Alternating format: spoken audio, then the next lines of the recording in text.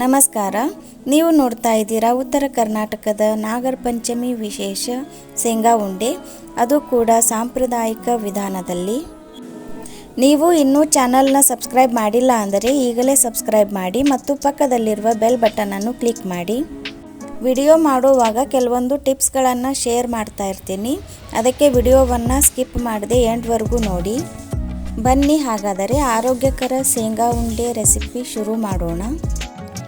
ಮೊದಲಿಗೆ ನಾನು ಅರ್ಧ ಕೆಜಿಯಷ್ಟು ಶೇಂಗಾ ಕಾಳುಗಳನ್ನು ಹುರಿದು ಸಿಪ್ಪೆ ತೆಗೆದು ಹೀಗೆ ಪಳಕುಗಳಾಗಿ ಮಾಡಿ ತಗೊಂಡಿದ್ದೀನಿ.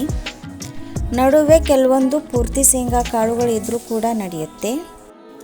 ಮತ್ತು ಬೆಲ್ಲ, ಪುಟಾಣಿ ಹಿಟ್ಟು, ಒಣ ಕೊಬ್ಬರಿ ತುರಿ, ಏಲಕ್ಕಿ ಪುಡಿ ಮತ್ತು ಸ್ವಲ್ಪ ತುಪ್ಪ ತಗೊಂಡಿದ್ದೀನಿ. ಮುಂಚೆನೇ ನಾನು ಈ ಶೇಂಗಾ ಕಾಳುಗಳ ಜೊತೆಗೆ ಸ್ವಲ್ಪ ತುಪ್ಪ, ಒಣ ಕೊಬ್ಬರಿ ತುರಿ, ಏಲಕ್ಕಿ ಪುಡಿ, ಒಂದೆರಡು ಹಿಡಿಯಷ್ಟು ಪುಟಾಣಿ ಹಿಟ್ಟನ್ನು ಸೇರಿಸ್ತಾ ಇದ್ದೀನಿ.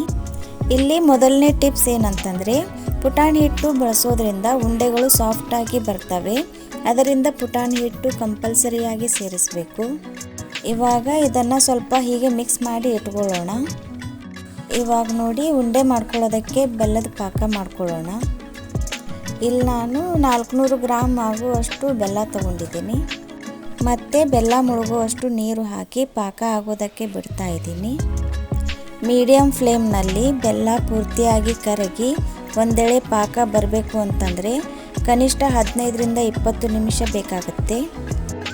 ನೋಡಿ, ಚಮಚದಿಂದ ಹೀಗೆ ಕಂಟಿನ್ಯೂಸ್ ಆಗಿ ಬೀಳ್ತಾ ಇದ್ದರೆ ಪಾಕ ರೆಡಿ ಆಗಿದೆ ಅಂತ ಅರ್ಥ.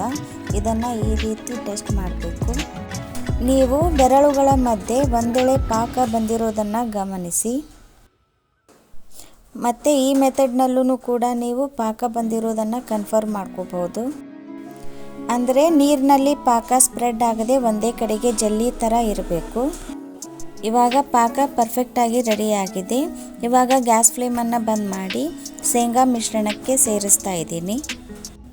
ಮೊದಲಿಗೆ 1/4 ಭಾಗದಷ್ಟು ಪಾಕ ಹಾಕ್ಕೊಂಡು ಹೀಗೆ ಮಿಕ್ಸ್ ಮಾಡ್ತಾ ಇದ್ದೀನಿ.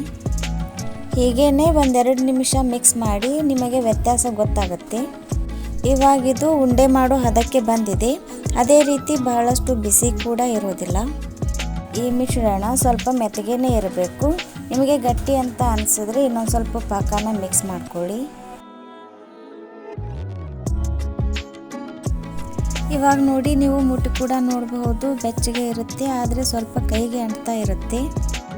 ಇವಾಗ ಒಂದು ಭಾಗಕ್ಕೆ ಸ್ವಲ್ಪ ಪುಟಾಣಿ ಹಿಟ್ಟು ಉದುರಿಸಿ ಮತ್ತು 2 ಕೈಗಳಿಗೂ ಸ್ವಲ್ಪ ಪುಟಾಣಿ ಹಿಟ್ಟು ಹಚ್ಚಿ ಸ್ವಲ್ಪ ಮಿಶ್ರಣ ತಗೊಂಡು ಹೀಗೆ ಉಂಡೆ ಮಾಡಿ. ಇದನ್ನು ಬಹಳಷ್ಟು ಪ್ರೆಸ್ ಮಾಡೋದು ಅವಶ್ಯಕತೆಯೇ ಇಲ್ಲ, ಯಾಕಂದರೆ ಇದು ಬೇಗನೆ ಕೂಡಿಕೊಂಡು ಉಂಡೆಯಾಗಿ ತಯಾರಾಗುತ್ತೆ. ಸ್ವಲ್ಪ ಹೊತ್ತಿಗೆ ಮೇಲ್ ಕಾಣೋ ಒಣ ಹಿಟ್ಟು ಕೂಡ ಕಾಣಿಸೋದಿಲ್ಲ. ನೀವು ಬೇಗ ಮಾಡಲಿಲ್ಲ ಅಂದ್ರೂ 5 ನಿಮಿಷದಲ್ಲಿ ಅರ್ಧ ಕೆಜಿ ಶೇಂಗಾ ಉಂಡೆ ರೆಡಿ ಆಗೇ ಬಿಡ್ತವೆ. ಈ ಆರೋಗ್ಯಕರ ಉಂಡೆ ತಿನ್ನೋದಕ್ಕೆ ಹೇಗಿರುತ್ತೆ ಅಂತಂದರೆ, ಮಧ್ಯದಲ್ಲಿ ಪುಟಾಣಿ ಹಿಟ್ಟಿನ ಸಾಫ್ಟ್ನೆಸ್, ಶೇಂಗಾದ ಕ್ರಂಚಿನೆಸ್ ಮತ್ತು ತುಪ್ಪ ಏಲಕ್ಕಿಯ ಘಮದೊಂದಿಗೆ ಸಿಹಿಯಾಗಿರುತ್ತೆ. ನಿಮಗೆ ಹೆಲ್ದಿ ಆಗಿರೋ ಸಿಹಿ ಏನಾದರೂ ತಿನ್ನಬೇಕು ಅನ್ನಿಸಿದಾಗ ಈ ಶೇಂಗಾ ಉಂಡೆ ಮಾಡಿ ತಿನ್ನಿ. ಮತ್ತು ಹೆಚ್ಚು ದಿನ ಸ್ಟೋರ್ ಮಾಡಬಹುದು. ಮತ್ತು ಈ ಸಲದ ನಾಗರ ಪಂಚಮಿ ಹಬ್ಬಕ್ಕೆ ಸುಲಭವಾಗಿ ಜಟ್ಪಟ್ ಅಂತ ಮಾಡಿ. ನಿಮಗೆ ಏನಾದರೂ ಹೇಳೋದು ಕೇಳೋದು ಇದ್ದರೆ ಖಂಡಿತ ಕಮೆಂಟ್ ಮಾಡಿ. ವಿಡಿಯೋ ಇಷ್ಟ ಆದರೆ ಒಂದು ಲೈಕ್ ಮಾಡಿ, ಶೇರ್ ಮಾಡಿ ಮತ್ತು ಸಬ್ಸ್ಕ್ರೈಬ್ ಮಾಡೋದನ್ನು ಮರಿಬೇಡಿ. ಧನ್ಯವಾದಗಳು.